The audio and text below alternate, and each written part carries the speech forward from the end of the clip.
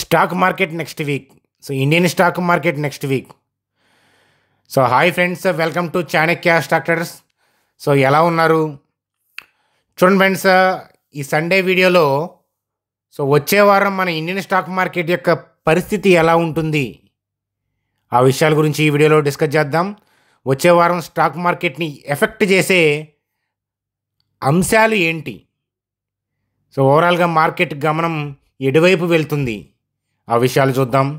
So US markets డమేల్ అన్నాయి, కారణాలేంటి, దాని impact సోమవారం మన ఇండియన్ స్టాక్ మార్కెట్ మీద ఏదన్నా పడుతుందా లేదా ఆ విషయాలు చూద్దాం. అలాగే బజాజ్ ట్విన్స్ అయిన బజాజ్ ఫినాన్స్, బజాజ్ ఫిన్సర్వ్ వీటి యొక్క స్టడీ లెవెల్స్ ఏంటో చూద్దాం. అలాగే ఆర్బీఐ రేట్ కట్, సో దానికి సంబంధించిన న్యూస్ అప్డేటు. సో ఆర్వీఎన్ఎల్కి సంబంధించిన గుడ్ న్యూస్ ఉంది. నోసిల్ యొక్క స్టాక్ని స్టడీ చేద్దాం. సో హెచ్డిఎఫ్సి బ్యాంకు, టీసీఎస్ వీటికి సంబంధించిన లెవెల్స్ ఏంటి, సో ఇన్వెస్ట్మెంట్ స్టడీ లెవెల్స్ ఏంటి, మనం అబ్జర్వ్ చేయడానికి కీ లెవెల్స్ ఏంటి, ఈ విషయాలు చూస్తూ నిఫ్టీ బ్యాంక్ నిఫ్టీ యొక్క కథాగమనంతో వీడియోని సింపుల్గానే ఎండ్ చేద్దాం. చూడండి ఫ్రెండ్స్, వీడియోలోకి వెళ్ళే ముందు సో మన ఛానల్ వీడియోని లైక్ చేయడం అనేది మన జన్మ హక్కు, కాబట్టి వీడియోని లైక్ చేద్దాం. సో గ్యాప్తో వీడియోస్ చేస్తున్నాం కాబట్టి ప్రతి ఒక్కళ్ళు వీడియోని షేర్ చేయడం మర్చిపోవద్దు, కొత్త వాళ్ళైతే సబ్స్క్రైబ్ చేయడం మర్చిపోవద్దు అని చెప్తాను. చూడండి ఫ్రెండ్స్, నిఫ్టీ గురించి చూద్దాం. నిఫ్టీ గురించి చూసే ముందు సో ఆర్బీఐకి సంబంధించిన news update. So RBI signals more rate cuts in upcoming MPC meetings, అంటే మానిటరీ పాలసీ మీటింగ్స్ ఉంటాయి కదా, సో అప్కమింగ్ మీటింగ్స్లో ఆర్బీఐ రేట్ కట్టు చెయ్యొచ్చు. ఎందుకని అని అంటే to Boost economic growth. So rate cut అంటే సెంట్రల్ బ్యాంక్ రేట్ కట్ చేస్తే, అంటే వడ్డీ రేట్లు తగ్గిస్తే ఏంటంటే మార్కెట్లో మనీ ఫ్లో అవుతుంది, పర్చేజింగ్ పవర్ పెరుగుతుంది, డిమాండ్ పెరుగుతుంది, తద్వారా కంపెనీస్ యొక్క ఎర్నింగ్స్ పెరుగుతాయి. కాబట్టి సో మొత్తం కూడా దీని మీద డిపెండ్ అయి ఉంది. సో ఇక్కడ మనకు కనిపిస్తున్న న్యూస్ అప్డేట్ ప్రకారం ఏంటంటే ఆర్బీఐ సిగ్నల్ ఇచ్చింది, అంటే గ్రోత్ పాయింట్ ఆఫ్ వ్యూలో వాళ్ళు ఫోకస్ చేస్తున్నారు కాబట్టి అప్కమింగ్ ఎంపీసీ మీటింగ్స్లో ఏంటంటే రేట్ కట్స్ ఉండొచ్చు. అలాగే ఇక్కడ కనిపిస్తుంది చూడండి, ఎక్స్టర్నల్ మెంబర్ సజెస్ట్ చే 50 బేసిస్ పాయింట్స్ కట్, అంటే 50 బేసిస్ పాయింట్స్ రేట్ కట్ ఉంటే కనుక సో ఖచ్చితంగా ఏంటంటే ఎకనామిక్ ఎక్స్పాన్షన్కి దారితీస్తుంది అనేది ఇక్కడ మనకు కనిపిస్తూ ఉన్న అప్డేటు. కానీ ఆర్బీఐ డెసిషన్ ఎలా ఉంటుంది అనేది ఆ డెసిషన్ వచ్చినాకే మనం చూడాలి. ఓవరాల్గా నిఫ్టీ యొక్క థింగ్ ఏంటి, నిఫ్టీకి ఉన్న అడ్డంకులు ఏంటి, ఈ విషయాలు చూద్దాం పదండి. చూడండి ఫ్రెండ్స్, నిఫ్టీకి ఉన్న ప్రధానమైన అడ్డంకి అయితే కనుక యుఎస్ మార్కెట్స్ ఏంటంటే సో డౌన్ ట్రెండ్ స్టార్ట్ అయినాయి అని చెప్పచ్చు. మన ఫ్రైడే ఫాల్ డౌన్ చూస్తే కనుక ఆ వేగం క్యాండిల్ యొక్క కదలిక చూస్తే కనుక యుఎస్ మార్కెట్లు కూడా ఏంటంటే కింద వైపు వెళ్ళే అవకాశాలు కనిపిస్తున్నాయి. కారణాలు ఏంటి అని అంటే ట్రంప్ టారిఫ్స్ వేస్తారు, దానివల్ల యుఎస్ ఎకానమీ మీద కూడా ఇంపాక్ట్ పడుతుంది అనే పాయింట్ ఆఫ్ వ్యూలో సెల్ ఆఫ్ అనేది కనిపిస్తూ ఉంది అన్నమాట. సో నాస్డాక్ చార్ట్ కానీ డౌ జోన్స్ చార్ట్ చూస్తే కనుక డౌన్ ట్రెండ్ స్టార్ట్ అయింది అనే విషయం మనకు అర్థమవుతుంది. కన్ఫర్మేషన్ కోసం ఏంటంటే మండే చార్ట్స్ కూడా మనం స్టడీ చేయాల్సి ఉంది. Dow Jones Nasdaq charts Monday night, అంటే మన ఇండియన్ స్టాక్ మార్కెట్ మన ఇండియన్ స్టాండర్డ్ టైమింగ్స్ ప్రకారం ఏంటంటే నైటు యుఎస్ మార్కెట్స్ ట్రేడ్ అవుతుంటాయి కదా మనకి. సో కాబట్టి అప్పుడు అంటే మండే నైటు మనకి క్లారిటీ వచ్చే అవకాశాలు ఉన్నాయి. ఫ్రైడే కదలిక చూస్తే కనుక ఫర్దర్గా యుఎస్ మార్కెట్లు పడే అవకాశాలు కనిపిస్తున్నాయి. యుఎస్ మార్కెట్లో బాగా డీప్ డౌన్ అయితే, రీజనబుల్గా డిస్కౌంట్ అయితే కనుక సో ఈటీఎఫ్లో ఇన్వెస్ట్మెంట్ చేసుకునే వాళ్ళు ఒకసారి నాస్డాక్ యొక్క ఈటీఎఫ్ గురించి కూడా ఆలోచించవచ్చు అనమాట. చూడండి friends, Nifty ETF, bank Nifty ETF గురించి మనం చాలాసార్లు డిస్కస్ చేసాం కదా, చాలాసార్లు డిస్కస్ చేసుకున్నాము.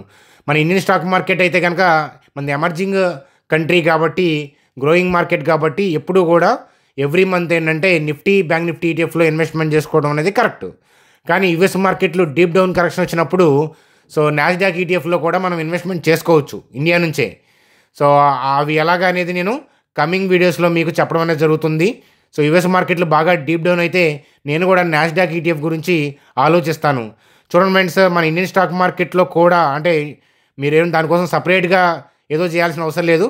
మీకు డీమ్యాట్ అకౌంట్, ట్రేడింగ్ అకౌంట్ లేకపోతే సో మీరు అలా ఈటీఎఫ్లు కానీ, ఈక్విటీ మార్కెట్ కానీ, even in fact Nasdaq ETF investment చేసుకోవాలన్నా మీకు పనికొస్తుందన్నమాట. సో ఇక్కడ ట్రేడింగ్ డీమ్యాట్ అకౌంట్ కలిపి ఉంది చూడండి. ఇక్కడ నేను క్లిక్ చేస్తున్నాను. సో మన ఛానల్ కింద డిస్క్రిప్షన్లో ఏంజెల్ వన్ ఉంది. మీరు మొబైల్ నెంబర్ ఎంటర్ చేసి ఓటీపీ ఎంటర్ చేసి కంటిన్యూ క్లిక్ చేస్తే 10 minutesలో అకౌంట్ ఓపెన్ అవుతుంది. సో అకౌంట్ ఓపెన్ చేసిన వాళ్ళ ఐడిని మా టీం నెంబర్కి వాట్సాప్ చేయండి. వాళ్ళు ఏదైనా బ్రోకర్లు ఏదైనా వెబినార్లు కండక్ట్ చేస్తున్నా, ఆఫ్లైన్ వర్క్షాప్స్ కండక్ట్ చేస్తున్నా మీకు ఇన్ఫామ్ చేస్తాను. నేను కూడా మీతో ఏదైనా టెక్నికల్గా ఇంటరాక్ట్ అవ్వడానికి, ఏదైనా వెబినార్లు చెప్పడానికి ఏంటంటే పనికి వస్తుందన్నమాట. కాబట్టి మన లింక్ ద్వారా అకౌంట్ ఓపెన్ చేసిన వాళ్ళు ఐడిని మా టీం నెంబర్కి వాట్సాప్ చేయండి అని చెప్పి చెప్తాను. చూడండి సార్, స్క్రీన్ మీద నిఫ్టీ యొక్క చార్ట్ చూస్తున్నాము. సో నిఫ్టీ యొక్క చార్ట్ కన్నా కూడా ఏంటంటే ఫస్ట్ మనం బ్యాంక్ నిఫ్టీ యొక్క చార్ట్ చూద్దాం. ఎందుకంటే బ్యాంక్ నిఫ్టీలో గ్యాప్ ఉంది.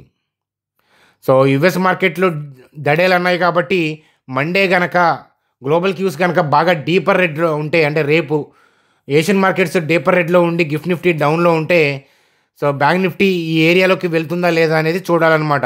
48,059, 47,832 అనమాట. సో కాబట్టి ఈ జోన్ నుంచి ఏదైనా రివర్స్ అవుతుందేమో అనేది చూడాలి. ఎందుకనంటే స్టాక్ స్పెసిఫిక్ యాక్షన్ అయితే కనుక జరుగుతుంది. సో చాలామంది ఏంటంటే ఇండెక్స్ పాయింట్ ఆఫ్ వ్యూలో ఆలోచిస్తా ఏంటంటే స్టాక్స్ని మిస్ అవుతూ ఉన్నారు. ఇండివిజువల్గా స్టాక్స్లో ఏంటంటే బయింగ్ జరుగుతుంది. ఇన్ఫ్యాక్ట్ మిడ్ అండ్ స్మాల్ క్యాప్స్లో కూడా చాలా స్టాక్స్లో బయింగ్ జరుగుతూ ఉంది. కాబట్టి స్టాక్ స్పెసిఫిక్ యాక్షన్ జరుగుతుంది. కాబట్టి సో త్వరలోనే ఒకవేళ కింద పడ్డా కూడా త్వరలోనే రివర్స్ అయ్యే పాసిబిలిటీస్ ఉన్నాయి. సో ఏదైనా కానీ మనకి రన్నింగ్ మూమెంట్ చూసుకుంటా వెళ్ళటం అనేది కరెక్ట్. మార్కెట్ మనకి ఇండెక్స్ పాయింట్ ఆఫ్ వ్యూలో చూస్తే మార్కెట్లో రన్నింగ్ మూమెంట్ బేస్ చేసుకొని ఏ రోజు ఆ రోజు క్లోజ్ చేసుకునే పాయింట్ ఆఫ్ వ్యూలో చూస్తే కరెక్ట్. కానీ పొజిషనల్గా ట్రేడ్ చేసే మార్కెట్ అయితే ఇది కాదు. సో అందులో ఖచ్చితంగా నేను చెప్తాను. సో మండే నాకు క్లియర్ కట్ వ్యూ అనేది ఇస్తాను. ఎందుకంటే యుఎస్ మార్కెట్లో కూడా fall down. So Monday night US మార్కెట్లో రన్నింగ్ మూమెంట్ చూసి, అలాగే మండే మార్కెట్లో మన మార్కెట్లో రన్నింగ్ మార్కెట్లో ఏదైనా తేడా ఉంటే మీకు టెలిగ్రామ్ గ్రూప్లో అప్డేట్ ఇస్తాను. సో మన ఛానల్ సబ్స్క్రైబర్స్ మాత్రమే అయ్యుండి మీరు ఫ్రీ టెలిగ్రామ్ గ్రూప్లో లేకపోతే మీరు చూస్తున్న వీడియో కింద డిస్క్రిప్షన్లో ఫ్రీ టెలిగ్రామ్ లింక్ ఉంది. ఒకసారి సో ఈ లింక్ ద్వారా మీరు జాయిన్ అయ్యి చూడొచ్చు అనమాట. ఏదైనా మార్కెట్ రన్నింగ్లో ఏదైనా తేడా పడితే మనం ఈవినింగ్ డిస్కస్ చేసుకునే లోపు మీకు ఐడియా రాదు కదా. అందువల్ల మార్కెట్లో ఎప్పుడైనా ట్రెండ్ తేడా పడ్డా, మార్కెట్ మీద ఏదైనా వ్యూ ఉన్నా ఎడ్యుకేషనల్గా నేర్చుకోవడానికి సో ఎర్లీగా ఆ వీడియో బైట్స్ ద్వారా ఏంటంటే లైవ్ మూమెంట్ని నేను సో ఇక్కడ టెలిగ్రామ్ గ్రూప్లో మీకు ఎడ్యుకేట్ చేసే ప్రయత్నం చేస్తాను. ఎక్కడ బై ఆర్డర్స్ ఉన్నాయి, సెల్ ఆర్డర్స్ ఉన్నాయి, ఇనిషియేషన్స్ యొక్క యాక్టివిటీ ఎలా ఉంది అనేది దాన్ని F&O రిలేటెడ్గా కాకుండా మీరు నేర్చుకునే విధంగా చూస్తే ఏంటంటే చాలా ఉపయోగపడుతుంది. కాబట్టి ఫ్రీగా ఈ టెలిగ్రామ్ లింక్ క్లిక్ చేసి మీరు గ్రూప్లో జాయిన్ అవ్వచ్చు. ఒకసారి అబ్జర్వ్ చేయండి అని చెప్తాను. చూడండి ఫ్రెండ్స్, అలాగే ఆర్వీఎన్ఎల్కి సంబంధించి RVNL wins 156.36 crores south western railway order. So ఆర్డర్లు వస్తూనే ఉన్నాయి ఆర్వీఎన్ఎల్కి సంబంధించిన పాజిటివ్ న్యూస్ అప్డేట్గా చూడండి friends. Sir TCS point of వ్యూలో సో మంత్లీ చార్ట్ ప్లేస్ చేశాను. సో టీసీఎస్లో కరెక్షన్స్ ఏంటంటే చాలా రేర్. సో రతన్ టాటా గారు చనిపోయిన తర్వాత ఏంటంటే TCS, Tata Motors, especially Tata group స్టాక్స్లో ఏంటంటే ఆశించిన ర్యాలీస్ అయితే లేవు అనమాట. చాలా స్టాక్స్ కరెక్షన్ వైపు వెళ్తూ ఉన్నాయి. కానీ అవి టెంపరీయే. సో అంటే బిజినెస్ పాయింట్ ఆఫ్ వ్యూలో ఇబ్బంది ఏమీ లేదు. కాబట్టి ఒకసారి టీసీఎస్ యొక్క వాల్యుయేషన్స్ని ఒకసారి రీసెర్చ్ చేయండి. అలాగే వీడియోలో చెప్పేది నా వ్యక్తిగతమైన అభిప్రాయాలు కాబట్టి మీ ఫైనాన్షియల్ అడ్వైజర్ని కలిసి ప్రోసు కాన్స్ బేరీజ్ వేసుకొని ఒకసారి ఆలోచించండి. టీసీఎస్ అయితే కనుక 3,777, 3,564 ఇక్కడ కీ లెవెల్లో ఉంది. సో ఇక్కడ నుంచి టర్న్ అవుతుందా లేదా అనేది చూడాలి. కాబట్టి ఏంటంటే సో అట్ ప్రెజెంట్ అయితే కనుక మనకి న్యూట్రల్ మోడ్లో ఉంది. సో అప్కమింగ్ వీడియోస్లో నేను టీసీఎస్ గురించి ఏదైనా టర్నింగ్ పాయింట్ ఆఫ్ వ్యూలో నాకు అనిపిస్తే కనుక మీకు అప్కమింగ్ వీడియోస్లో కూడా టీసీఎస్ గురించి అప్డేట్ ఇస్తాను. అట్ ప్రెజెంట్ అయితే కనుక 3,777, 3,564 దగ్గర కీలకమైన లెవెల్లో టీసీఎస్ ఉంది అనేది మనకి క్లియర్ కట్గా అర్థమవుతుంది అని చెప్తాను. చూడండి ఫ్రెండ్స్, అలాగే హెచ్డిఎఫ్సి బ్యాంక్ పాయింట్ ఆఫ్ వ్యూలో so HDFC bank point of వ్యూలో మంత్లీ చార్ట్ చూస్తే కనుక సో 1585, 1452 దగ్గర కీ లెవెల్స్ ఉన్నాయి. కాకపోతే ఏంటంటే హెచ్డిఎఫ్సి బ్యాంక్ లాంటి క్వాలిటీ బ్యాంకు సో మనకి అంత డీపర్ లెవెల్కి కరెక్ట్ అవుతుంది అని నేను అనుకోవట్లేదు. సో పాసిబిలిటీస్ తక్కువ ఉన్నాయి. సో స్టాక్ మార్కెట్లో ఏదైనా జరగచ్చు. కాబట్టి ఏంటంటే సో ఒకసారి అబ్జర్వ్ చేయండి. సో మండే పాయింట్ ఆఫ్ వ్యూలో క్లియర్ కట్ వ్యూ అనేది ఇస్తాను. సో ఒకవేళ ఈ లెవెల్ కనుక బ్రేక్ అయితే సో అప్పుడు కింద లెవెల్ గురించి హెచ్డిఎఫ్సి బ్యాంక్ గురించి ఆలోచించాల్సి వస్తుంది. కాబట్టి ఇన్వెస్ట్మెంట్ పాయింట్ ఆఫ్ వ్యూలో స్టడీ చేసుకునే వాళ్ళు ప్రోస్ కాన్స్ చూసి మీ ఫైనాన్షియల్ అడ్వైజర్ని ఒకసారి కలవండి అని చెప్పి చెప్తాను. చూడండి ఫ్రెండ్స్, బజాజ్ ఫినాన్స్ కానీ బజాజ్ ఫిన్సర్ కానీ చూడండి, ఆ Q3 అప్డేట్ తర్వాత ఏంటంటే ర్యాలీ వచ్చింది. దాని తర్వాత మార్కెట్లో డిప్స్ వల్ల డిప్ వచ్చినా కూడా బయర్ అనేవాళ్ళు హెవీగా ఏంటంటే సపోర్ట్ చేసుకొని బై చేసుకుంటా పైకి తీసుకెళ్లారు. చూడండి, చాలామంది ఏంటంటే నిఫ్టీ బాటమ్డ్ అవుట్ అయితే కరెక్ట్గా నిఫ్టీ అనుకూలంగా ఉంటేనే కొందాం అనుకుంటారు. కానీ నిఫ్టీతో సంబంధం లేకుండా ఇండివిజువల్గా స్టాక్స్లో స్పెసిఫిక్ యాక్షన్ జరుగుతుంది అని చెప్పి చెప్పడానికి ఒక నిదర్శనం ఏంటంటే బజాజ్ ట్విన్స్. సో నిఫ్టీ ఇంకొక 10% పడ్డా కూడా బజాజ్ ఫినాన్స్ ఏంటంటే ఈ పర్టికులర్ లెవెల్కి వస్తుందని గ్యారంటీగా మనం చెప్పలేం. కాబట్టి చాలామంది చేసే మిస్టేక్ ఏంటంటే నిఫ్టీతో ఇన్వెస్ట్మెంట్ని పోల్చుకుంటూ ఉంటారు. కానీ ఇండివిజువల్గా స్టాక్స్ అవి బోటమ్ అయ్యాయి. సో అవి స్లోగా ర్యాలీ అవ్వటం కానీ ఫాస్ట్గా ర్యాలీ అవ్వటం కానీ అక్కడక్కడే ఉండటం కానీ జరుగుతూ ఉంటాయి. కాబట్టి కరెక్ట్గా నిఫ్టీ బాటమ్ అవుట్ అయిన రోజే కొనుక్కుందాం అనుకునే వాళ్ళకి ఇట్లాంటి స్టాక్స్ దొరకవు అని చెప్పి చెప్పడానికి ఇది ఒక నిదర్శనం. భవిష్యత్తులో బజాజ్ ఫిన్సర్వ్లో కానీ బజాజ్ ఫినాన్స్లో కానీ ఏదైనా డిప్స్ వస్తే మనం వాటి గురించి ఆలోచిద్దాం. సో స్ట్రాంగ్ బిజినెస్ మోడల్ ఉన్న కంపెనీస్ ఈ రెండు కూడా, అలాగే Q3 అప్డేట్స్తో అలాగే వాళ్ళు ఇచ్చిన గైడ్ లైన్స్తో ఏంటంటే స్టాక్స్లో బజాజ్ ఫిన్సర్ కానీ బజాజ్ ఫినాన్స్ రెండు కూడా ఆల్ టైమ్ హై దగ్గరలో ఉన్నాయి. ఇండివిజువల్గా స్టాక్స్ నిఫ్టీ పాయింట్ ఆఫ్ వ్యూలో కాకుండా ఇండివిజువల్గా బలం చూపిస్తున్నాయి. ఒకసారి ఆలోచించండి అని చెప్పి చెప్తాను. చూడండి ఫ్రెండ్స్, నోసిల్ పాయింట్ ఆఫ్ వ్యూలో స్టాక్ PE లోనే ఉంది. ఒకసారి ప్రాఫిట్ అండ్ లాస్ స్టేట్మెంట్ చూద్దాం. సో లాస్ట్ 10 ఇయర్స్కి ఏంటంటే సేల్స్ గ్రోత్ అయితే ఉంది. సో అట్లాగేంటంటే సో మనకి ఎప్పుడైనా ఒక కంపెనీ గురించి చెడుగా ఆలోచించాలంటే మనం స్టడీ చేసుకొని గతంలో చెడుగా ఆలోచించాలి అని అంటే వరుసగా 2 కన్సిక్యూటివ్ ఇయర్స్లో ఏంటంటే రెవెన్యూ డ్రాప్ ఉండాలి.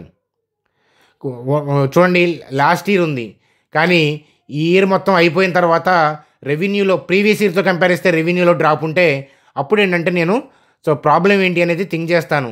సో నెట్ ప్రాఫిట్లో కూడా ఏంటంటే డిక్లైన్ ఉంది. అలాగే రీసెంట్ క్వార్టర్లీ రిజల్ట్స్ చూస్తే కనుక రీసెంట్ క్వార్టర్లీ రిజల్ట్స్లో కూడా మనకి డిక్లైన్ ఉంది. కానీ ఎప్పుడైనా కానీ సో ఇన్వెస్ట్మెంట్ పాయింట్ ఆఫ్ వ్యూలో స్టడీ వ్యూ పాయింట్ ఆఫ్ వ్యూలో డెసిషన్ తీసుకునేటప్పుడు గతంలో మనం చదువుకొని ఇప్పుడు మనం స్టడీ చేయాలా వద్దని ఆలోచిస్తున్నప్పుడు ఏంటంటే ఓవరాల్గా ఇయర్లీ రెవెన్యూ వచ్చినాక దాని ప్రాబ్లం ఏంటో నేను చూసి అప్పుడు మీకు భవిష్యత్తులో ఏంటంటే నోసిల్ రిలేటెడ్ అప్డేటెడ్ అనేది ఇవ్వడం అనేది జరుగుతుంది. అప్పుడు దాకా ఏంటంటే వెయిటింగ్ మోడు హోల్డింగ్ మోడ్లోనే నేను ఉంటాను అని చెప్పి చెప్తాను. చూడండి friends, bank Nifty point of వ్యూలో సో మనకి ఈ లెవెల్ కీలకం 48,059 47,832కి వస్తుందా, వస్తే ఈ లెవెల్ సస్టైన్ అవుతుందా లేదా అనే దాన్ని బట్టి ఫర్దర్గా అనాలిసిస్ మనం చేసుకోవాలన్నమాట. సో ముందు నుంచి మనం అనుకుంటూనే ఉన్నాం ఇక్కడ గ్యాప్ ఉంది కాబట్టి ఈ గ్యాప్ కోసం ఏదైనా వస్తారా లేదా అనేది. ఏదైనా కానీ రన్నింగ్ మార్కెట్లో ఇచ్చే అప్డేట్ని జాగ్రత్తగా చూస్తూ ఉండండి. ఎందుకనంటే ఇలాంటి కీలకమైన కండిషన్స్లో మనకి అలాగే గ్లోబల్ మార్కెట్స్ బాగోనప్పుడు సో అలాగే మన మార్కెట్ కూడా ఏంటంటే రీసెంట్గా అంతగా మనకి డల్గానే ఉన్నప్పుడు ఏంటంటే మనం రన్నింగ్ మార్కెట్స్ చూసి మనం ఎటువైపు వెళ్తుంది అనే పాయింట్ ఆఫ్ వ్యూలో మనం చూస్తూ ఉండాలి. ఏ రోజు ఆ రోజు క్లోజ్ చేసుకునే పాయింట్ ఆఫ్ వ్యూలో ట్రేడర్లో చూడమని చెప్పి చెప్తాను. పొజిషనల్గా ట్రేడింగ్ పాయింట్ ఆఫ్ వ్యూలో వెళ్ళే వాళ్ళు ఇబ్బందులు పడే అవకాశాలు ఉన్నాయి అనేది మరొకసారి చెప్తాను. ఇన్ జనరల్గా నిఫ్టీని బట్టి అంచనా వేస్తాం కానీ నిఫ్టీలో గ్యాప్ లేదు, బ్యాంక్ నిఫ్టీలో గ్యాప్ ఉండటం వల్ల బ్యాంక్ నిఫ్టీ కీలకంగా మారబోతుంది అని చెప్తాను. స్టాక్ స్పెసిఫిక్ యాక్షన్స్ జరుగుతున్నాయి మిడ్ క్యాప్స్ స్మాల్ క్యాప్స్లో కూడా. కాబట్టి చాలా జాగ్రత్తగా మనం వెయిట్ చేయాల్సిన సమయంగా చెప్తానన్నమాట. ఏదైనా కానీ మండే మార్కెట్ అలాగే మండే నైట్ మార్కెట్స్ చూసిన తర్వాత ట్యూస్డే మీకు పిక్చర్ క్లారిటీ అనేది ఏంటి, నా వ్యూ ఏంటి అనేది మీకు ప్రజెంట్ చేస్తాను. సో ఇప్పటిదాకా మన ఛానల్ చూసారంటే నచ్చి ఉంటుంది, లైక్ చేయడం మర్చిపోవద్దు, సబ్స్క్రైబ్ చేసి ఉంటారని ఆశిస్తున్నాను. మీకు ఏదైనా క్వెరీస్ ఉంటే కామెంట్ సెక్షన్లో తెలియజేయండి. Bye friends, good day.